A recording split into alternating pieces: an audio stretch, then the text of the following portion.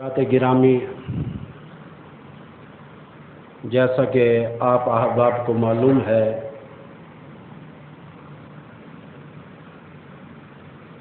کہ آج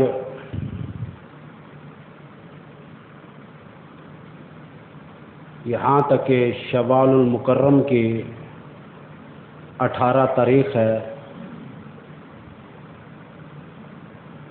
سن 1443 ہجری اور 20 مئی سن 2022 عیسوی ہے۔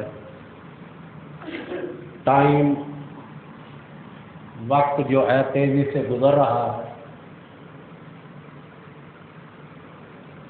آج سوچ رہا تھا کہ کیا بیان کیا جائے، تو دل میں آیا کہ زبان پر کنٹرول کرنا بھی سب سے بڑی عبادت ہے۔ زبان پر جو کنٹرول کرے وہ سب سے بڑی عبادت ہے۔ جتنا ہو سکے آدمی زبان پر کنٹرول کرے۔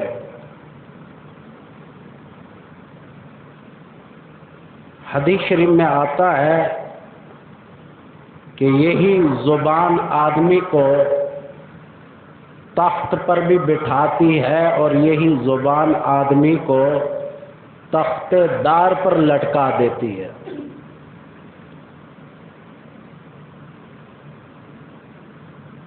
زبان پر کنٹرول کے کئی اقسام ہیں۔ جھوٹ نہ بولا جائے۔ جھوٹ بولنے سے بڑا سخت منع کیا گیا شریعت میں کہ جھوٹ نہ بولا جائے۔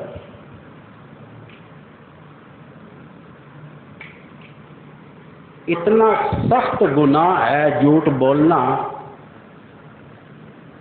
قرآن حکیم میں تو اللہ پاک نے جھوٹ بولنے والے پر لعنت بھیجی ہے۔ لعنت اللہ علی الکاذبین۔ اللہ عز و جل فرماتے ہیں کہ کسی اور کی لعنت نہیں، جبرائیل کی نہیں، میکائیل کی نہیں، اسرافیل کی نہیں، عزرائیل کی نہیں، کتب، غوث، ولی، ابدال کی طرف سے نہیں، لعنت بھی اللہ عز و جل کی طرف سے ہے کہ جو آدمی جھوٹ بولتا ہے۔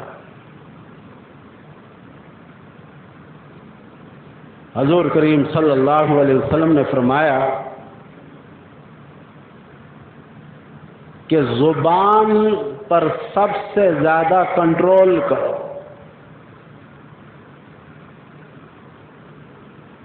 آپ صلی اللہ علیہ وسلم نے زبان کو اپنے دائیں ہاتھ میں پکڑ کر فرمایا کہ یہ بھی سب سے بڑی عبادت ہے کہ زبان پر کنٹرول کرنا۔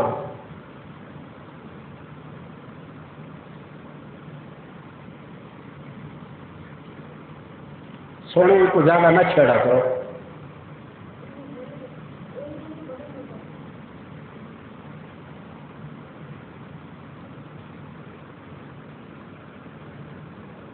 کہ زبان کو پکڑ کر فرمایا کہ اس کو کنٹرول میں رکھو۔ یہ بھی سب سے بڑی عبادت ہے۔ حدیث شریف میں یہاں تک فرمایا گیا کہ 3 چیزوں کا خیال بھی کیا کرو۔ پوچھا گیا کیا؟ فرمایا کم سویا کرو، فرمایا کہ کم کھایا کرو، اور تیسری چیز کے بارے میں فرمایا کہ کم بولا کرو۔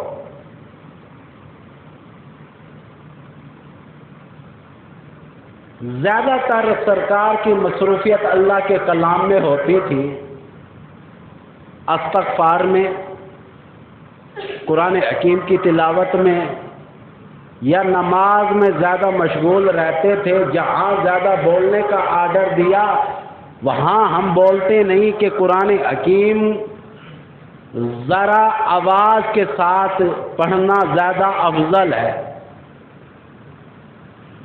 یوں ہی بہت زیادہ خاموشی سے بھی منع کیا گیا کہ جب بھی قرآن کی تلاوت کیا کرو کچھ نہ کچھ آواز ہو۔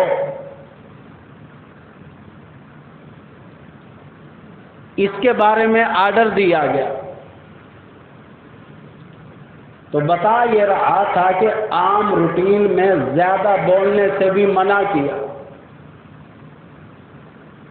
یہ عنوان بڑا طویل ہے، زبان پر کنٹرول۔ سب سے پہلے بچوں کی طرف آؤں تو یہ بھی نہیں کرتے۔ بچے بھی، ننھے منھے بچوں کی بھی زبان پر کنٹرول نہیں، ایک دوسرے کو گالیاں دینے سے باز نہیں آتے، زبان سے ایک دوسرے کو تکلیف دینے سے باز نہیں آتے۔ اب آ جاؤ ذرا ماں باپ کی طرف، تو ماں باپ سے بھی گالیاں کھاتے ہیں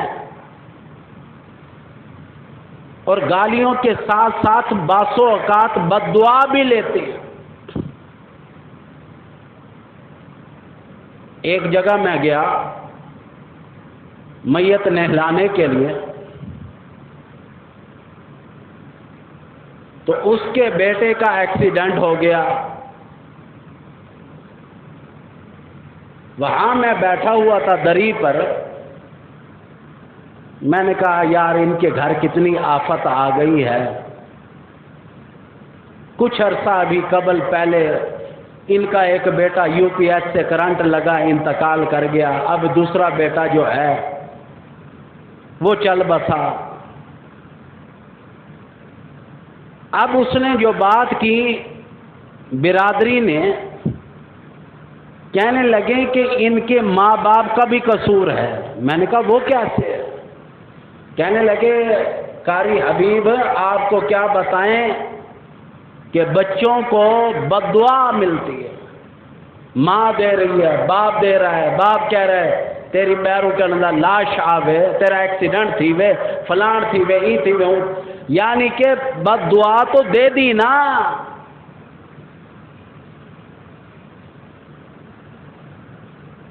حدیث شریف میں آتا ہے محمد عربی صلی اللہ تعالی علیہ وآلہ وسلم نے فرمایا، او لوگوں،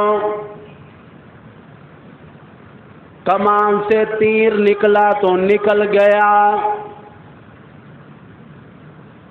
اسی طرح فرمایا کہ زبان سے جو بات نکلی وہ تو نکل گئی۔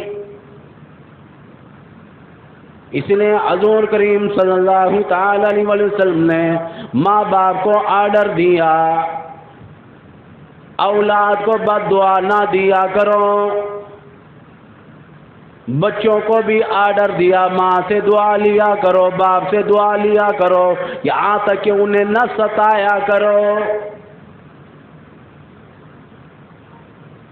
ستایا جاتا ہے، تنگ کیا جاتا ہے، یعنی کہ بعض بچوں کی بھی فطرت بن جاتی ہے کہ ماں باپ سے بد دعا لینی۔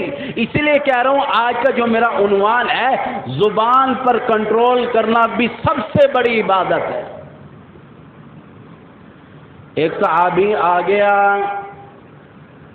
کہنے لگا کہ ایک عورت نماز بہت زیادہ پڑھتی ہے، روزے بھی رکھا کرتی ہے، عبادت بھی بہت زیادہ کیا کرتی ہے، لیکن زبان اس کی اتنی یہاں تک کہ بد ہے کہ لوگ اس کی زبان سے محفوظ نہیں۔ امام الانبیاء نے فرما دیا، او لوگوں یہ عورت جہنمی ہے، جہنم میں جائے گی۔ کیوں؟ اس لیے یہ نوافل تو پڑھا کرتی ہے، یہ تو 5 وقت کی نماز ادا کیا کرتی ہے، یہ فرضوں کو روزوں کو علاوہ اور نوافل روزے بھی رکھا کرتی ہے، قرآن کی تلاوت بھی کیا کرتی ہے، لیکن زبان سے گالیاں دیا کرتی ہے، اسی لیے جہنم میں جائے گی۔ یہ پہلی عورت کے بارے میں فرمایا۔ اسی طرح صحابہ نے فرمایا کہ دوسری عورت ہے عام روٹین میں نوافل کم پڑھتی ہے، نوافل روزے کم رکھتی ہے، یہاں تک کہ قرآن بھی بہت زیادہ نہیں پڑھتی، لیکن اس کی زبان اتنی کنٹرول میں ہے کہ کسی کو زبان کے ذریعے دکھ نہیں دیتی۔ امام الانبیاء نے فرما دیا یہ عورت جنت میں جائے گی، کیوں؟ اس لیے کہ اس کی زبان سے محفوظ ہے۔ جو زبان سے، جس کی زبان سے محفوظ ہو، محلے دار بھی، گھرانہ بھی محفوظ ہو، فرمایا یہ عورت جنت میں جائے گی۔ حدیث شریف میں آتا ہے محمد عربی صلی اللہ تعالی علیہ وسلم نے فرمایا کہ جب آدمی صبح کو اٹھتا ہے، آنکھیں بھی، ہاتھ بھی، سر بھی، کان بھی، بدن بھی، یہاں تک کہ پیر بھی، سارا وجود، یہاں تک کہ زبان کے آگے ہاتھ جوڑتا ہے، اے زبان صاحبہ یہاں تک کہ خیال کرنا آج ہمیں ماہر نہ کھلوانا۔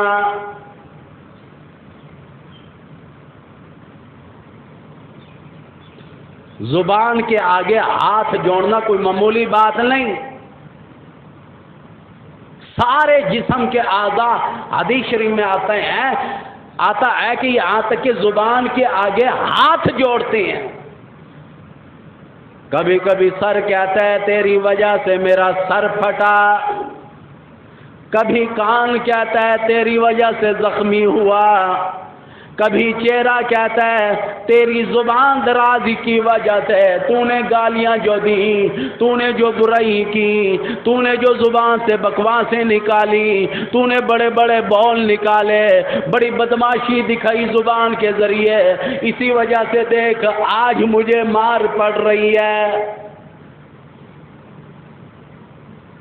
دیکھتے نہیں ہو جو بچہ استاد کے سامنے بولتا ہے پھر ڈنڈے کیسے پڑتے ہیں، باپ کے سامنے بولتا ہے، ماں کے سامنے بولتا ہے پھر مار پڑتی ہے نا۔ لیکن یہ اصلاح ہے۔ اب دیکھو، اب بچہ استاد سے مار کھا رہا ہے، استاد کو دوبارہ مار نہیں سکتا، ورنہ اسلام میں اصول ہے کہ تھپڑ کا بدلہ تھپڑ، ڈنڈے کا بدلہ ڈنڈا ہی ہونا چاہیے تھا نا، لیکن نہیں، استاد نے جو مارا اصلاح کے لیے مارا۔ ماں باپ بھی کبھی دشمن نہیں ہوتے، وہ جب بھی اگر مارتے ہیں اصلاح کے لیے مارتے ہیں۔ اسی طرح قرآن حکیم میں ہے کہ بعض اوقات عورت کو یعنی کہ بیوی کو بھی بد دماغی ہو جاتی ہے اگر خاوند اصلاح کے لیے، یہ نہیں کہ ضرورت سے زیادہ اتنا لولوحان کر دے، یہ چیز کہاں پیار کی علامت ہے، یہ کون سا سمجھانا ہوا؟ ہاں ضرورت سے زیادہ تنگ کر رہی ہے، ایک آدھا تھپڑ لگا دیا، وہ بھی سرکار نے چہرے پر منع کیا۔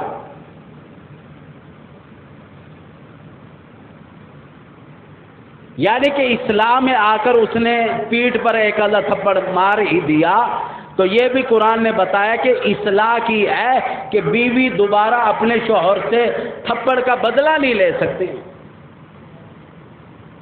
منع کیا گیا۔ منع کی وجہ بھی یہی ہے کہ شوہر دشمن نہیں، اسی طرح ماں باپ دشمن نہیں، لیکن میں اتنا ضرور کہوں گا کہ ماں باپ کی بد دعا سے بچا کرو، بڑا لازم ہے۔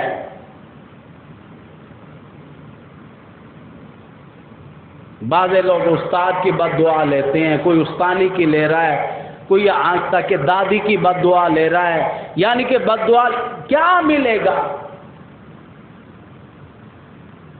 اور یہ تبدیلی آئے گی کہاں سے؟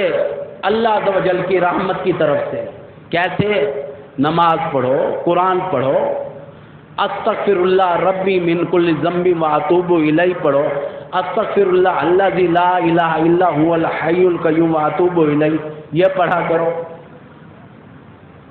یہ پڑھنے سے اللہ عز و جل آپ کو اطمینان دے گا۔ اور وضو میں بھی تو یہی ہے نا کہ جب ہاتھ دھوتے ہیں، جب کلی کرنے لگو، الہی میری زبان کو پاک فرما اور سچ بولنے کی तौफीक अता फरमा। कुल्ली के दौरान सबसे पहले यही दुआ सिखाई गई।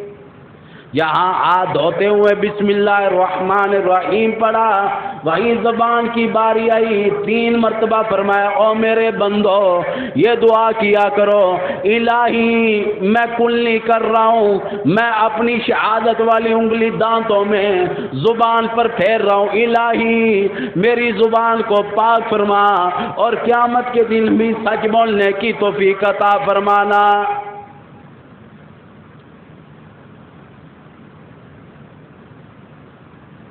सारा आज का मेरा उन्वान यही है कि जुबान पर कंट्रोल करो। अदालतों में जाओ, वहां देखो जुबान पर कंट्रोल नहीं। गवाह जो आया खड़ा है झूठ बोलने के लिए तैयार है, दूसरे को तख्तेदार पर लटकर वार है, यहां तक कि सोचता है मेरे साथ कुछ नहीं होगा। अल्लाह नहीं जानता। अल्लाह तो इतना बेनियाज है।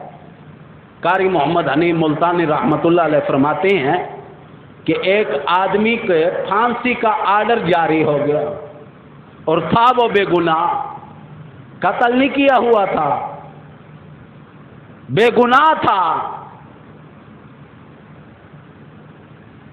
यहां तक के रो रहा है, इलाही और कोई जाने या ना जाने, तू तो जानता है मैंने कत्ल नहीं किया, फिर भी आर्डर फांसी के आ गए, मेरे साथ क्या बनेगी। रोते रोते सो गया। ख्वाब में अल्लाह पाक ने सारा मसला समझा दिया।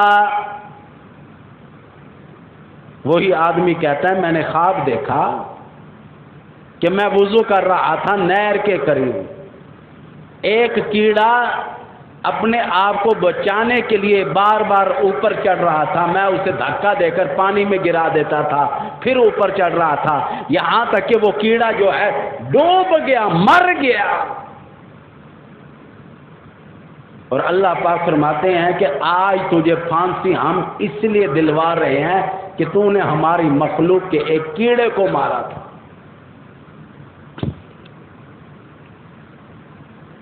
इसी तरह एक नबी के बारे में आता है, चींटी ने या मकोड़े ने उन्हें काट लिया,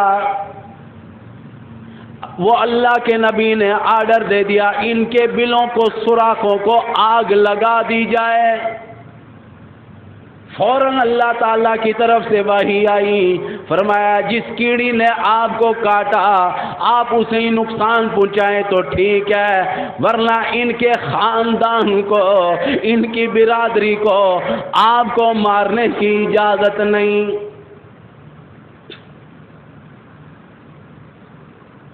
सारी कीड़ियों को मारने की इजाजत नहीं है कि जिस कीड़ी ने आपको नुकसान पहुंचाया बस उससे बदला ले तो ठीक है, वरना नबी का काम बदला लेना नहीं होगा। अय्यूब अलैहिस्सलातु वस्सलाम के बारे में आता है, सारा का सारा बदन गला हुआ है, कीड़े पैदा हो गए, रिवायात में मौजूद है, यहाँ तक के कीड़े चलते थे, किताबों में है, रिवायात में काफ़ी जगह ये बात आई है कि जब कीड़ा नीचे उतर कर चलता था फरमाते थे चले कहाँ हो, अल्लाह पाक ने तुम्हारी ग़िज़ा मेरा बदन बना दिया, आ जाओ मुझे खाओ। कीड़े बाज़े ज़मीन पर गिर जाते।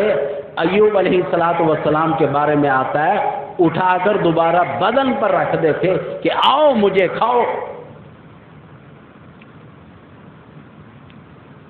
जख्मी जुबान है, अल्लाह का नबी है, अय्यूब अलैहिस्सलातु वस्सलाम है, जख्मी जुबान से भी हर वक्त हदीस शरीफ में आता है, मोहम्मद अरबी सल्लल्लाहु तआला अलैहि वसल्लम ने फरमाया कि सुभान अल्लाह के अल्फाज जारी रहा करते थे।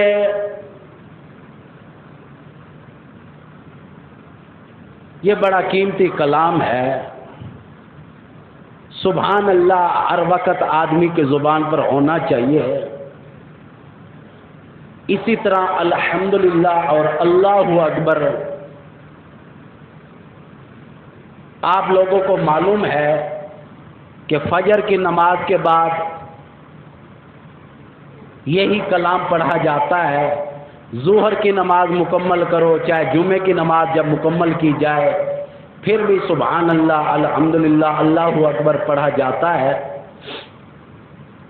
اسی طرح عصر کی نماز میں، مغرب کی نماز میں، عشاء کی نماز جب نماز مکمل ہو جائے تو اس کے بعد کیا پڑھا جاتا ہے؟ ذرا کہہ دو اونچی آواز سے، 33 مرتبہ سبحان اللہ، 33 مرتبہ الحمدللہ اور 34 مرتبہ اللہ اکبر، اللہ عز و جل کا نام بلند کیا جاتا ہے۔ یہ کیوں کرتے ہیں؟ ایک تو کتابوں میں آتا ہے کہ یہ تسبیح فاطمہ ہے، توجہ کرنا، یہ تسبیح فاطمہ ہے۔ حضرت سیدہ فاطمہ الزہرا رضی اللہ تعالی عنہا بیمار ہو گئیں، پانی کے مشکیزیں اٹھا اٹھا کر لوگوں کا آٹا پیسا کرتی تھی، چکی چلایا کرتی تھی، حضور کی بیٹی ہو کر مزدوری کیا کرتی تھی، ہاتھوں میں چھالے پڑ گئے، گٹھے بن گئے، یہاں تک کہ آپ کی حالت ناساز ہو گئی۔ حضرت علی مرتضیٰ نے فرمایا کہ ڈھیر سارے خادمائیں آئی ہوئی ہیں، لہذا جاؤ ایک لے آؤ۔ گئی، شرم کے مارے واپس آ گئی، مانگی نہیں، واپس آ گئے۔ حضور صلی اللہ علیہ وسلم نے محسوس کیا کہ میری بیٹی کسی کام سے آئی تھی، واپس چلی گئی، خود آپ اس کے کمرے میں تشریف لے گئے۔ ہاں شہنشاہ کائنات ہیں، بیٹی کے کمرے میں جاتے ہوئے دروازے پر دستک دے رہے ہیں، بیٹی کی بدعی ہو گئی، یوں ہی اندر داخل نہیں ہو رہے۔ آپ کو کیا بتاؤں، قرآن ہے بھائی عثمان بیٹھے ہیں، چودھری یوسف صاحب بیٹھے ہیں، ابھی بھی جمعے کے بعد اگر گھر میں جائیں تو یوں ہی داخل ہونے کی اجازت نہیں، بلکہ بھائی عثمان میں آواں پہ اندر، کمرہ اپنا ہے، بیوی کمرے میں ہے، پھر بھی اجازت سے اندر جائے۔ 3 ٹائم لازم کرا دیے، قرآن کا اعلان ہے۔ میں مولوی حبیب بیٹھا ہوں، علیان الحق تھانوی صاحب بیٹھے ہیں، چودھری یوسف صاحب بیٹھے ہیں، عظم الحق تھانوی صاحب بیٹھے ہیں، یعنی کہ 3 ٹائم ہر کسی پر لازم ہے۔ ہمارے بھائی منظور صاحب بیٹھے ہیں کہ ایک تو فجر کی نماز پڑھ کے جاؤ، دروازے پر دستک دو یا کھنگورا مار، میں آواں پہ گھر چ۔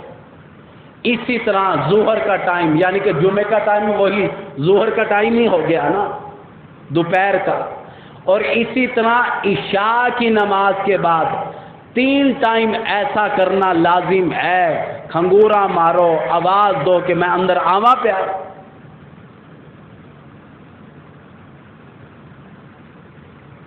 بھائی یہ ساری چیزیں تقوی کی ہے۔ پوچھا گیا سرکار سے کہ یہ 3 ٹائم یوں کیوں فرمایا؟ فرمایا کہ امی جان آرام کر رہی ہوتی ہیں، بہن، بیٹی، بیگم صاحبہ، گھر میں بھابھی، یعنی کہ کافی سارے رشتے ایسے ہوتے ہیں آرام کر رہے ہوتے ہیں۔ ایک تو فجر کی نماز پڑھ کے مرد جاتا ہے، عورتیں ابھی لیٹی ہوئی ہوتی ہیں تاکہ اپنا دوپٹہ صحیح کر لیں، یہاں تک کہ اگر قمیض اوپر اٹھی ہوئی ہے یا شلوار پنڈلی یہاں تک کہ کچھ ننگی ہو گئی ہے، اپنے آپ کو سنبھال لے۔ اب دیکھو، عزت کی حفاظت اللہ پاک گھر سے کرانا چاہتے ہیں۔ اسی طرح ظہر کے ٹائم، اسی طرح عشاء کے ٹائم۔ بتانا یہ چاہتا ہوں کہ بیٹی کے کمرے میں بھی آئے، دروازے پر دستک دی، فرمایا بیٹی فاطمہ رضی اللہ تعالیٰ عنہ اندر آنا چاہتا ہوں، کیا اجازت ہے؟ اللہ کا نبی اجازت مانگ کر اندر آ رہا ہے. آج یہاں تک کہ کوئی بھی خیال نہیں کرتا، چچا جان خیال نہیں کرتے، سسر خیال نہیں کرتا، یہاں تک کہ شوہر کو بھی اجازت ہے اندر اگر آئے، نہ جانے گھر والی کس حالت میں ہے، بیوی یہاں تک کہ اس کی زوجیت میں ہے، پھر بھی آرڈر ملا، یہاں تک کہ اجازت لے کر اندر کمرے میں آؤ. جا کر مفتیوں سے پوچھ لینا کہ مسئلہ یوں ہی ہے یا نہیں. پتہ ہے کہ میرے گھر میں اکیلی بیوی ہے لیکن تقوی ہی ہے. آئے ہیں کمرے میں، فرمایا بیٹی فاطمہ، ایسا محسوس ہوا کہ آپ کچھ کہنا چاہتی تھی پر کہا نہیں، یوں ہی چلی گئی. کہنے لگے کہ ابا جان مزدوری کرتے کرتے ہاتھوں کا بڑا برا حال ہو گیا ہے.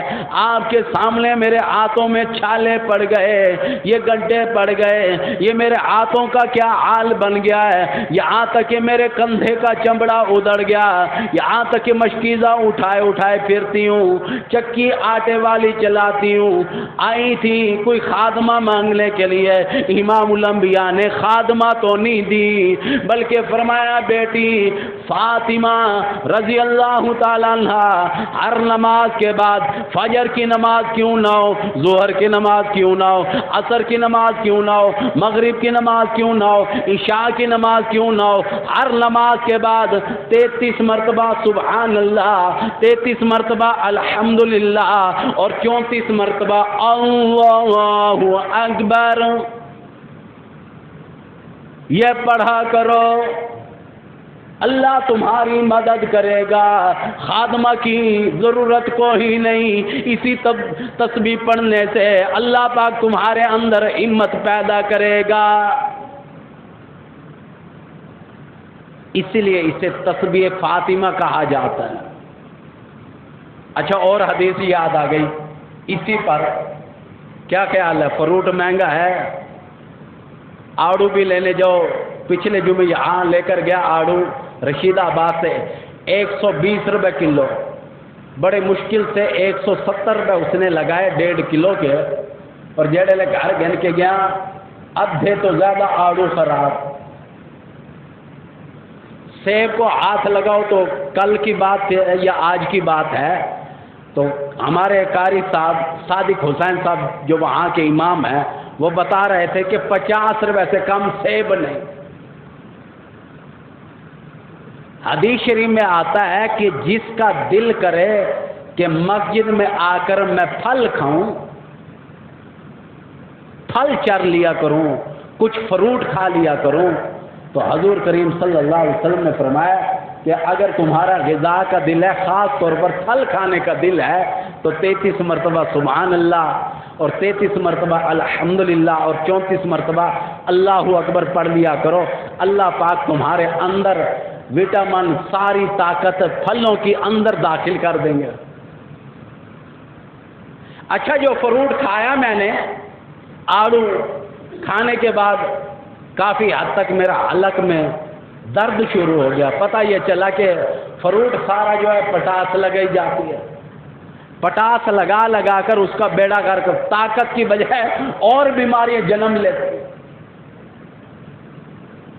تو یہ مفت میں پھل کھانے کا مزہ مانتے نہیں ہے نا ہم، شیطان منوانے نہیں دیتا. ایک بزرگ گزرے ہیں، انہوں نے پورے رمضان المبارک میں صرف 2 چپاتیاں 2 روٹیاں کھائیں. مریدوں نے کہا کہ حضرت جی کچھ خیال کرو اپنا، پورے مہینے میں 2 روٹیاں کھائی ہیں، کمزور ہو جاؤ گے، نکاہت آ جائے گی، دبلے پتلے ہو جاؤ گے، لاغر ہو جاؤ گے، کچھ اپنا خیال کر لو. کہنے لگے تمہیں کیا معلوم ہے کہ جب میں پڑھتا ہوں نا سبحان اللہ الحمدللہ اللہ اکبر پڑھتا ہوں، میرے منہ میں پھلوں کا مزہ آتا ہے. مجھے جب اللہ کھلا دیتا ہے میں روٹی زیادہ کیوں کھاؤں؟ عقیدے کی بات ہے نا.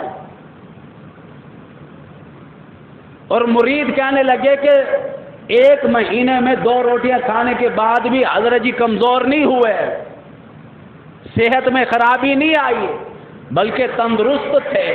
کیوں؟ کہ ایمان جاگا ہوا تھا۔ بات اور طرف نکل گئی، بات کر رہا تھا کہ زبان پر کنٹرول کرنا سب سے بڑی عبادت ہے۔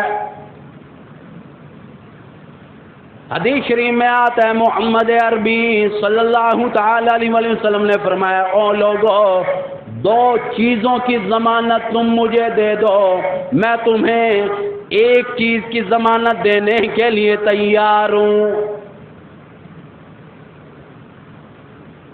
فرمایا کہ سب سے پہلی چیز زبان کی ضمانت دو، اس کو کبھی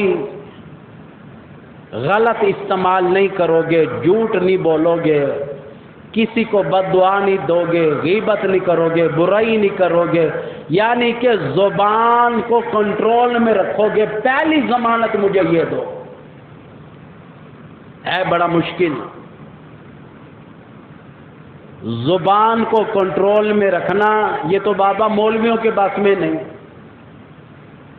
بڑے بڑے عالموں کو ہم دیکھتے ہیں کہ عام روٹین میں درس دینے لگیں گے تو اتنی پست آواز ہوگی کہ سمجھ بھی نہیں آئے گی، لیکن جب بچوں کو تعلیم دے رہے ہوتے ہیں، قرآن پڑھا رہے ہوتے ہیں، اتنی من من کی گالیاں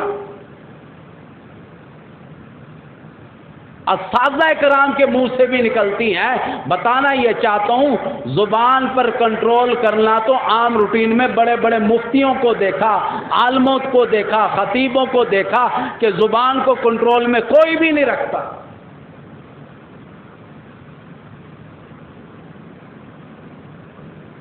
اگر زبان پر کنٹرول کیا ہے تو اللہ کے نبیوں نے کیا ہے۔ حضور کریم صلی اللہ علیہ وسلم کی زبان سے جنگ احد کے موقع پر ایک بات نکلی، اللہ عز و جل نے اسی بات کو بھی واپس لینے کا آرڈر دیا۔ وہ بات یہ نکلی کہ آپ صلی اللہ علیہ وسلم کو جب گرائی میں گرا دیا گیا، دھکا دے دیا گیا، اونچے پہاڑ پر تھے آپ، احد کے دامن میں، پہاڑ سے نیچے گرا دیا گیا تو آپ صلی اللہ علیہ وسلم کے دندان مبارک شہید ہوئے اور آپ کا بدن لہو سے لت پت ہو گیا، بڑا لہو تھا۔ تو آپ صلی اللہ علیہ وسلم نے فرمایا کہ کفار مکہ، قریشی نے مکہ، ان کو اللہ کیسے ہدایت دے گا جو نبی کے ساتھ یہ سلوک کر رہے ہیں؟ خدا کی قسم، کوئی گالی نہیں دی، بد دعا نہیں دی، کچھ نہیں کہا، اتنی بات کی ہے تو اللہ پاک کی طرف سے آرڈر آیا کہ میرے محبوب ان الفاظ کو واپس لو۔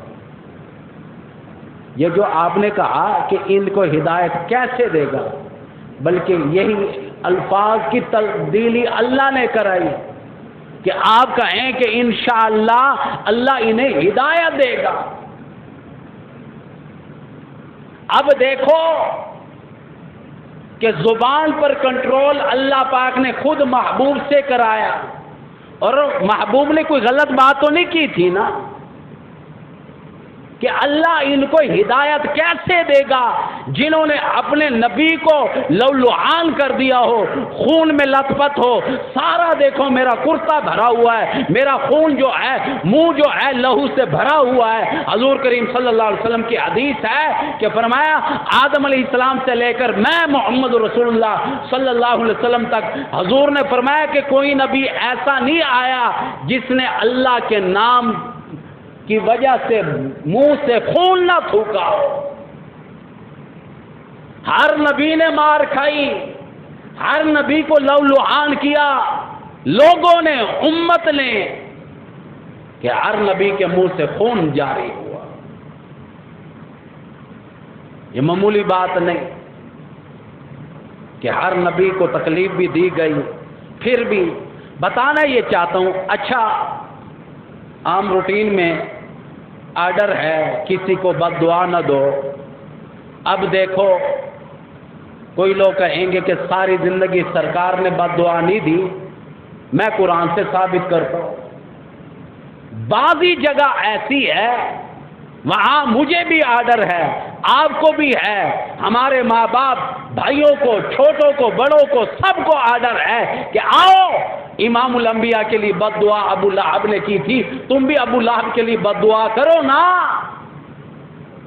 سورت پوری سورت بن کے آئی، تبت یدا ابی لہب و تب، اس کا نام بھی لیا گیا، ما اغنا عنہ مالہ و ما کسب۔ اس نے بد دعا دی امام الانبیاء کو، تیرے ہاتھ ٹوٹ جائیں تو جائے جہنم میں۔ سرکار کو آرڈر ہوا کہ تو بد دعا دے کہ تیرے ہاتھ ٹوٹ جائیں، اور امت سے بھی کھلوایا۔ جس کے بارے میں اللہ آرڈر دے، ابو لہب کو بد دعا دے سکتے ہو، وہ بھی کتنی؟ سورت کی حد تک بس، اور کوئی نہیں، سورت کی حد تک۔ وہ بھی اللہ کا آرڈر ہے، ہمیں ماننا پڑے گا، ہم پر لازم ہے۔ اور لعنت اللہ علی الکاذبین، میں نے خطبے میں پہلے بھی کہہ دیا کہ اللہ پاک نے لعنت دی ہے جھوٹ بولنے والوں۔ جھوٹ نہ بولا کرو، اس سے بھی کافی نقصان ہوتا ہے۔ سچ بولو، زبان پر کنٹرول رکھو۔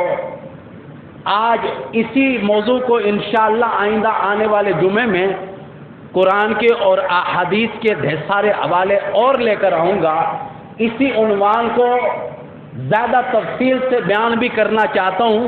وہ نیت اب میری یہ بن گئی ہے کہ ماں بعض اوقات اولاد کو بد دعا دیتی ہے، اور شلا چٹ تھی میں، برباد تھی میں، اور منجا چایا آوے اور بیرو مویا آوے، ہاں یہ بد دعا دے دی، کوئی وقت سنائی کا ہوتا ہے، ہو بھی سکتا ہے ایسا۔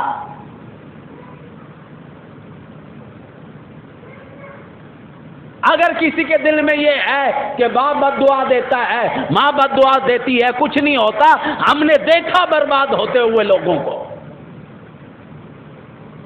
اور یہ یاد رکھنا، حدیث شریف میں آتا ہے کہ باپ اگر بد دعا کر دے اولاد کو، یہاں تک کہ اولاد باپ کی زندگی میں برباد ہو جاتی ہے، اور ماں اگر بد دعا کر دے، یہاں تک کہ میرے آقا نے فرمایا کہ ماں کی وفات کے بعد اولاد کی بربادی شروع ہو جاتی ہے۔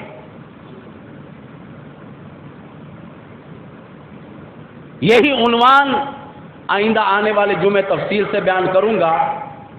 آج جہاں آیا ہوں دکھ بھی بڑا پہنچا کہ قاری غلام سرور کا بیٹا، نوجوان بیٹا غلام اصغر صاحب وہ انتقال کر گئے، ایکسیڈنٹ ہوا، اور ہمارے قاری غلام سرور صاحب کے بھائی بھی، ان کے بارے میں بھی بڑا دکھ ہوا کہ ان کا نام، یہاں تک کہ اچھا بھائی کا نام اصغر ہے، بیٹے کا نام محمد لقمان ہے۔ ہاں بیٹے کا نام محمد لقمان ہے، اور جو بھائی وہ قاری بھی تھے، حافظ قرآن تھے، قاری غلام اصغر صاحب انتقال کر گئے۔ اسی طرح ان کا بھتیجا ایکسیڈنٹ میں انتقال کر گیا، اسی لیے قاری صاحب موجود بھی نہیں۔ سب سے التجا کرتا ہوں، اول آخر درود شریف، ایک مرتبہ سورہ فاتحہ، 3 مرتبہ سورہ اخلاص پڑھ لیں۔ انشاءاللہ جمعہ بھائی عثمان پڑھائیں گے۔